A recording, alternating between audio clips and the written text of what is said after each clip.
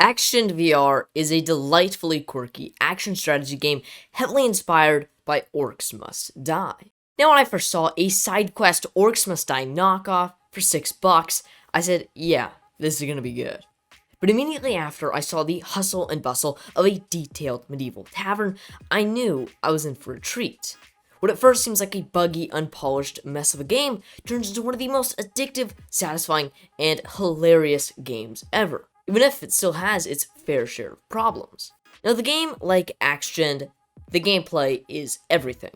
You actually have to go out of your way to find this game's quote-unquote story, and even then, it's a lackluster, tried-and-true tale of a damsel in distress. Though I do gotta say, the way the pages turn and the pictures move ever so slightly is really immersive. But still, one of the biggest areas of potential for this game is to actually improve the plot. Like, improve it at all. As it stands now, you get this game to play a game, which is both a good and bad thing, depending on the type of player you are. For those looking for an arcadey, gameplay-focused experience with both hack and slash and tower defense elements, this game is simply brilliant. Basically, a wide variety of enemies come charging at you each wave, and you have to build traps and use weapons to take these guys down.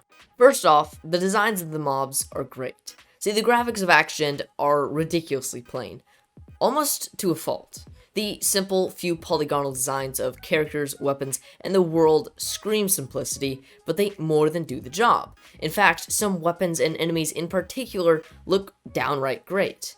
And the way the graphics impact the overall gameplay is non-existent. Moving on to the gameplay, traps and weapons are your best friends.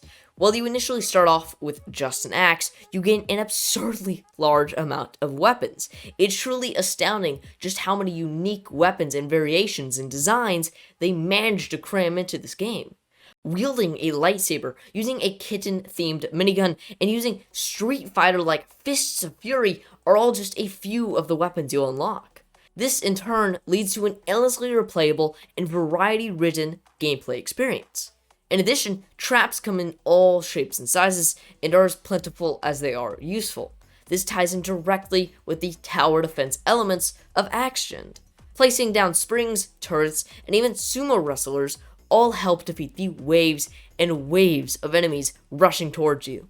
Now, to gain these traps and weapons, you first gotta beat a wave. Afterwards, a glowing blue orb will appear in your hand.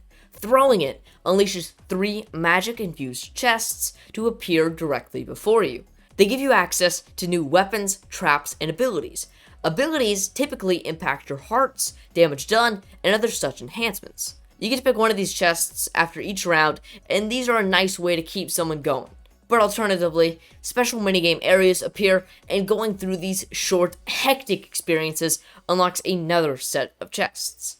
The minigames are somewhat of a mixed bag, but are really a true delight overall, with my favorite being this springboard platforming one, which always offers a nice distraction in between particularly challenging sections. Also, having a real tangible incentive for completion of these minigames is great and actually makes me want to try on them. Overall, the gameplay of Axegend comes in 3 main parts: weapons, traps, and abilities. Though abilities don't just come in the form of optional gameplay enhancements from chests. No, rather the hub world of the game offers a kit and a skill tree upgrade system that further changes the game. While only 2 kits or classes are available at the time of recording, the developers have laid out plans for a 3rd kit or class. So this hub world of the game, what's it like? Well, for starters, it's fantastic. The tavern area you start off in is a wonderfully constructed, medieval-esque place to just hang out in. Then, walking outside, you find the sky filled with the explosion of vibrant fireworks, and a couple of NPCs offering advice, quests, etc. One of the NPCs is placed next to a challenge board. This is a simple list of challenges that helps boost the overall replayability and content of Axegend. But of course, to access this area, you gotta defeat the first boss, a monstrous, pigman-like beast that holds this beloved princess captive. The surrounding traps and the cage-like environment leads to an interestingly brutal challenge. Man, it took me like 10 times to get through it, and that was just the first boss. Though I do gotta say, the challenge was refreshingly harsh. You can't just wing it. You really gotta know the mechanics of play at hand and utilize every tool at your disposal to take down this barbarous monster. You have to actually think about what you're doing and place traps strategically and use the appropriate weaponry. And this strategy only really comes into play near the later sections of the game.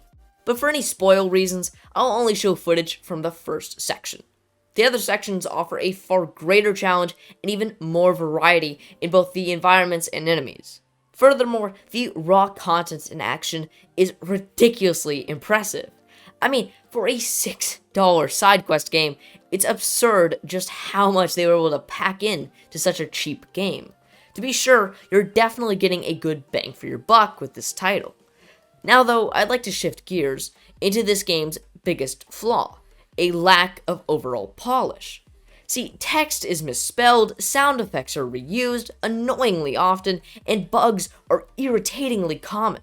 Look, I get that this is supposed to be a very small indie project with only a few to one person working on it, but at times, this lack of polish becomes infuriatingly apparent.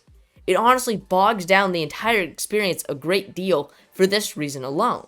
In the future, I would highly suggest to these developers to focus on proofreading their text, cutting out any major bugs and glitches, and to keep up the great work.